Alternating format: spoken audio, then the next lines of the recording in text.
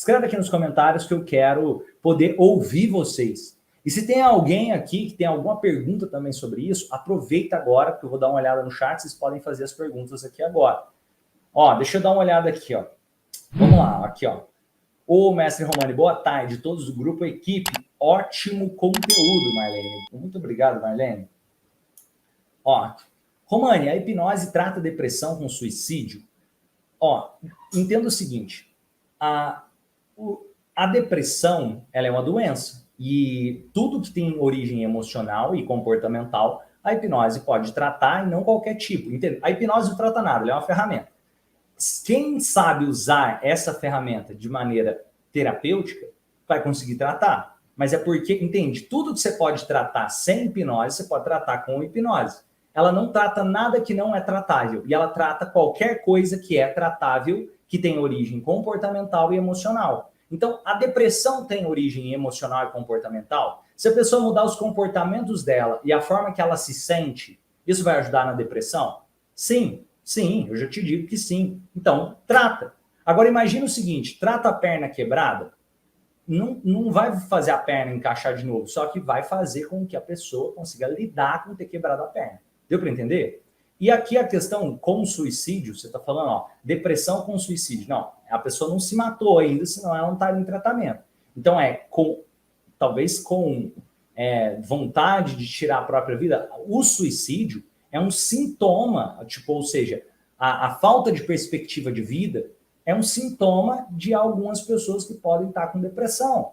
E entenda que se você vai tratar a depressão, consequentemente, você tem grandes chances de tratar esse sintoma. Agora, entenda que também você tem que olhar aquela pessoa, porque tem pessoa que não está com depressão, e talvez pode ter ali algum tipo de pulsão ali contra a própria vida. E aí, se tem a ver com comportamento e emoção, a hipnose transformacional pode ajudar e muito. Inclusive, tem um pesquisador chamado Alfred Barrios, que mostrou que a hipnoterapia pode ajudar em 93% dos casos que as pessoas estão enfrentando depressão, em 93% dos casos. E você perceber, por exemplo, a psicanálise ajuda em menos de 40% dos casos. A própria análise do comportamento, nessa pesquisa do Alfred Barrios, deu em 70 e poucos por cento dos casos, que é um número bem relevante já também.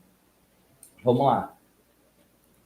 Romani, você gosta da estratégia de trabalhar em grupo por meio de estudo de algum livro, assunto específico linkada com o tema terapêutico? Gosto bastante, Wagner. Isso aí funciona muito, é uma estratégia que vale muito a pena, inclusive você pode montar... Tem um amigo que ele montou um grupo chamado...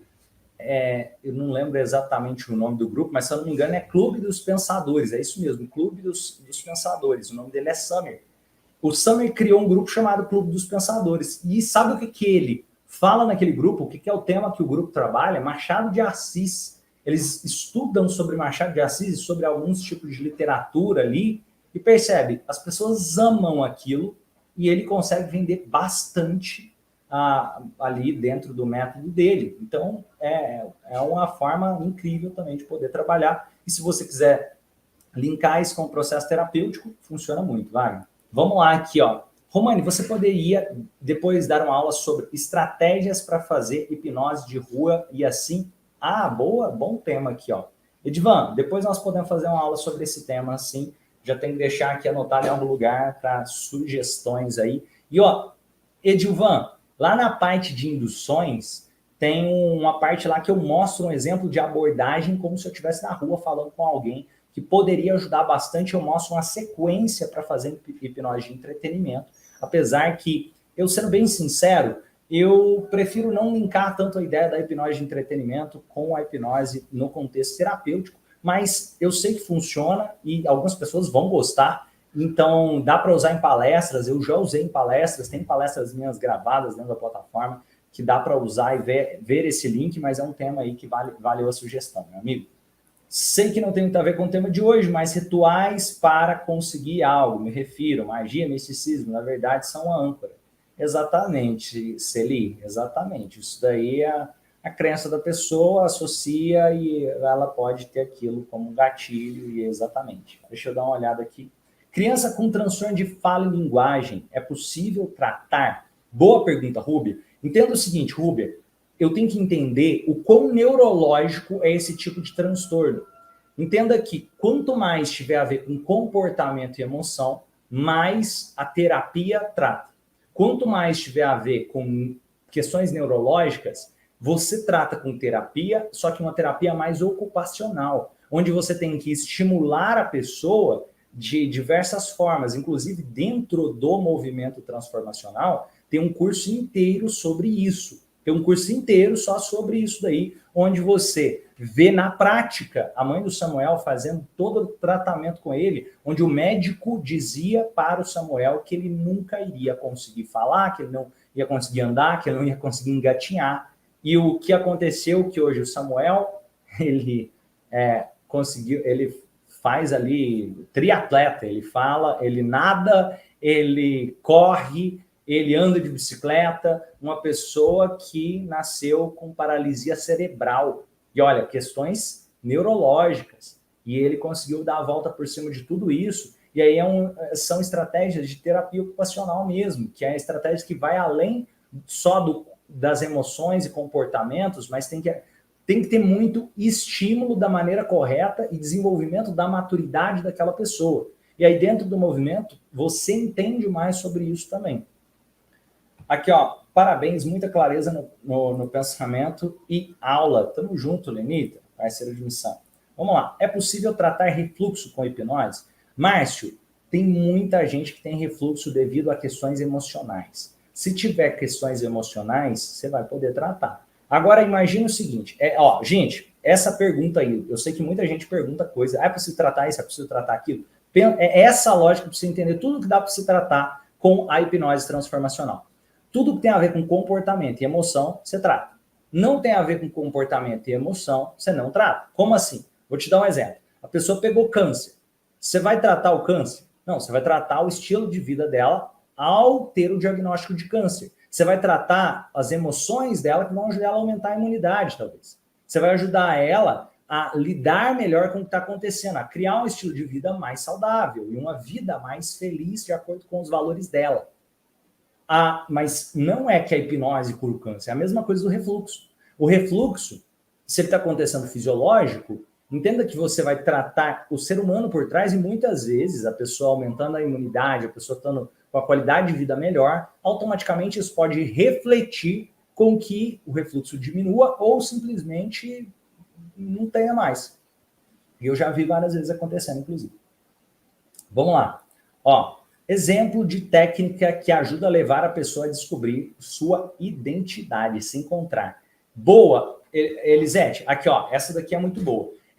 Um exemplo de técnica para poder fazer isso, eu gosto muito de trabalhar, tem lá no segundo módulo, dentro da plataforma, vale a pena você dar uma olhada, vai lá e dá uma olhada e faça esse exercício sobre a construção do novo eu, onde você tem que listar e parar e listar profundamente sobre as crenças limitantes, entender mais sobre o eu social, entender mais sobre o eu verdadeiro, que eu falo sobre isso lá no segundo módulo da plataforma, entender mais sobre as suas crenças fortalecedoras, entender mais sobre os pilares que sustentam aquelas crenças limitantes, e aí sim fazer, por exemplo, um jardim de folhas, somado a isso daí tudo. E aí é um processo de autoconhecimento contínuo. Mas para poder descobrir mais profundo a própria identidade, uma coisa também que vale a pena identificar, eu até vou falar mais sobre isso, mas eu recomendo talvez a última aula, não sei se foi a última, que eu falei sobre dependência emocional, que pode trazer clareza sobre alguns aspectos também, que eu sempre vou colocando lá na plataforma também. Essa sobre dependência emocional pode ajudar a trazer clareza sobre essa questão da identidade, mas tem no segundo módulo da plataforma, lá do movimento, tem algumas aulas que são bem interessantes para refletir sobre isso. Uma outra aula que eu recomendo muito sobre descobrir a identidade, que vale a pena dar uma olhada, tem a aula que eu falo sobre nível de impacto de uma pessoa no mundo, que vale bem a pena dar uma olhada e fazer aquele exercício, fazer o teste que tem dentro da plataforma, e também as aulas sobre análise de perfil comportamental, para que você entenda mais sobre o seu perfil, para poder viver de acordo com o máximo do potencial do seu perfil. São algumas coisas que podem ajudar bastante. E dá uma olhada lá naquela que eu falo sobre eu negativo, o eu social, o eu verdadeiro e assim por diante, que vai ajudar. Vamos lá. Romane, como eu identifico se uma pessoa está realmente com depressão ou se ela está se vitimizando para manipular? Entenda o seguinte, a depressão tem alguns sintomas e você não precisa identificar nada, Fernanda. Entenda isso. Como terapeuta, você não tem o papel de identificar se a pessoa está com depressão e nem deve ter, e nem deveria pensar em ter. Por quê? Porque você não é psiquiatra ou não é psicólogo, a não ser que você seja psicólogo ou psiquiatra. Porque quem vai fazer laudo psicológico é um psicólogo. Quem vai fazer receitar medicamento é o psiquiatra. Você não faz isso se você for terapeuta. Você vai olhar para a história do ser humano. Então, tanto faz. De verdade, você tem que pensar, peraí, qual a história de vida que ele está me contando? E eu vou ajudar ele a ressignificar a própria história. Isso é a diferença do terapeuta para o psiquiatra. Senão você vai pensar em olhar o sintoma. E não é esse. É o contrário, você tem que desrotular. Se ele chega falando assim, eu tenho depressão, ao invés de chegar lá e falar assim, beleza, agora eu vou tratar ele como um depressivo, você tem que olhar e questionar a certeza dele sobre aquilo. Ah, então me ensina. Se fosse para você me ensinar a ter depressão, me ensina, escreve para mim ou fala comigo. O que você faz para ter depressão? Me ensina, para que se eu fizer exatamente igual, eu vou ter também. De repente, ele começa a te falar alguns comportamentos sabotadores que, de repente, você está identificando os gatilhos que atrapalham ele a ter uma rotina mais saudável. Porque perceba, se a pessoa está com problema, que ela não está dormindo direito, não está se alimentando direito, ela está com a rotina destrutiva, ela às vezes está presa, só fica vendo notícia de desgraça. Uma pessoa comum, saudável, se ficar tendo essa rotina durante um tempo, entra em depressão. Então, é criar uma rotina antidepressiva para essa pessoa, independente se ela está com um rótulo ou não está com rótulo. O seu objetivo é entender também a história dela e conversar sobre, caramba, me ensina aí, como você faz para ter depressão? Ela te falou sobre os comportamentos, ajuda ela a entender sobre aquilo e, principalmente, se conecta com ela. Ajuda ela a entender sobre a própria história, fazer as pazes com a própria história, é isso que você precisa. O terapeuta não dá diagnóstico de depressão, é importantíssimo entender isso. O terapeuta, ele olha para a história do ser humano, e de verdade, a pessoa também, ela não está procurando, pelo amor de Deus, vamos parar de procurar um novo diagnóstico, vamos procurar ajudar a pessoa, independente do que está acontecendo, ela conseguir ter um estilo de vida melhor. Eu vou dar um exemplo. Não é que eu estou negligenciando, eu estou dizendo que é possível a pessoa ter uma vida boa, independente do transtorno que ela tem ali como rótulo. Como assim? Eu vou te dar um exemplo. Às vezes a pessoa chega e fala, eu tenho transtorno bipolar diagnosticado. Cara, se eu ficar olhando para aquele rótulo demais, é como se eu estivesse me limitando. Agora, quando eu olho para o ser humano, de repente eu consigo ajudar ele a construir uma vida tão extraordinária que aquele transtorno atrapalha mais ele. É a mesma lógica com uma pessoa com diabetes. Quer dizer que ela... eu tenho diabetes, eu nunca mais vou ter diabetes? Talvez ela vai ter diabetes. Só que se ela tiver um estilo de vida que esteja congruente, cara, ela vai poder ter uma vida normal, a mesma lógica. Se a pessoa, talvez ela tenha uma depressão, talvez ela tenha um transtorno bipolar, mas se ela tem um estilo de vida congruente à identidade dela de forma profunda, cara, ela consegue ter uma vida normal. E um exemplo disso, tem membros no movimento com diagnóstico de transtorno bipolar que entraram com borderline e outras coisas mais, que hoje estão levando uma vida legal pra caramba. E eu não fiz o diagnóstico de ninguém. É porque eles estão se autoconhecendo. E a partir do autoconhecimento, eles vão entendendo as melhores respostas para eles. Ao invés de, sabe, nossa, agora eu te rotulei, agora porque você está rotulado, coitado de você. Eu gosto mais da ideia de desrotular. Vamos lá. Aqui, ó. E outra, gente. Se você quiser ver os rótulos, tem um manual de doenças que chama DSM-5. Você pode procurar na internet aí, tem o DSM-5. E esse manual você acha todos os diagnósticos. E ele muda com o tempo. E outra, se você procurar direito lá, você vai achar uma doença para você. Lá tem doença para tudo que você imaginar, tem transtorno para tudo que você imaginar. Todo mundo tem algum transtorno. Se você for procurar no DSM-5, você vai achar transtorno para quase todo mundo. Aí, o que eu tô querendo trazer aqui? Assim, muita gente você vai achar, mas aquele cara ali, ele tem o transtorno de personalidade esquizoide, ou transtorno antissocial, ou aquele ali, ele é, sei lá, ele é e por aí vai. Ele é borderline, ele tem TDAH, esse outro aqui tem... e por aí vai, gente. Aqui, ó, tem fobia social, tem não sei o quê. O que eu gosto? Beleza, se quiser olhar no DSM-5, você olha. Só que eu deixaria isso mais para o psiquiatra. Eu foco no ser humano. Na sessão, eu não fico olhando se ele...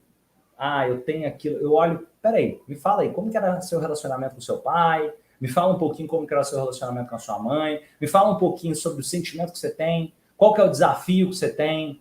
Me fala, eu tô com um desafio de... Cara, eu não tô conseguindo, não tô vendo mais aquilo que eu gostava, não tô gostando. Minha vida parece que ficou preto e branco. E o que você sente? Eu sinto angústia. Então, o que eu vou ensinar? Eu vou ensinar ele a lidar com essa angústia. Eu vou ajudar ele a transformar aquela angústia em um superpoder. Eu vou fazer ele entender sobre a angústia dele de forma tão profunda para que ele escolha o que ele vai sentir. E para que na hora que ele se conheça, quando a angústia tentar vir de novo, ele vê uma luz ali dentro dele. Ele substitui aquela angústia por uma luz tão brilhante que aí não é sobre, mas ele... Vou ficar focando na doença, né? Eu foco no ser humano. Para mim é mais importante saber o nome dele do que se ele tem depressão. Porque com o nome dele, conversando sobre ele, talvez eu consiga tratar a depressão dele. E outra, entender o seguinte, você vai trabalhar, eu chamo de ressignificação e clareza, que as emoções, mas você também pode acompanhamento multidisciplinar, em alguns casos pode ser que ele vai precisar de um acompanhamento psiquiátrico. Em alguns casos, ele vai ter que mudar a alimentação dele, a rotina dele, corpo e mente como um só sistema.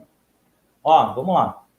Romani, eu tratei um jovem de 22 anos com refluxo e gastrite devido ao relacionamento abusivo. Era tudo emocional. Parabéns, Reginaldo. Parabéns, muito bom. Aqui um exemplo real, aqui o Reginaldo já está trazendo aqui para a gente. Muitas vezes o estado emocional piora ou melhora uma doença. A gente sabe da influência emocional, então a hipnose ajuda sim.